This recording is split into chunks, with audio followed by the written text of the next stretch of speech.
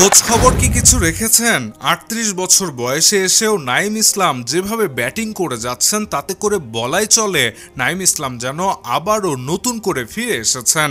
একসময়ে নাইম ইসলামকে আদর করে ছক্কা নাইম ডাকা হতো, কারণ তখনকার সময়ে নাইমের মতো অত বড় বিগ হিটিং ব্যাটসম্যান বাংলাদেশে ছিল না বললেই চলে। সেই নাইম ইসলাম দীর্ঘদিন পর আবারও বিপিএল এ সুযোগ পেয়ে নিজের সেরাটা উজাড় করে দিয়েছেন।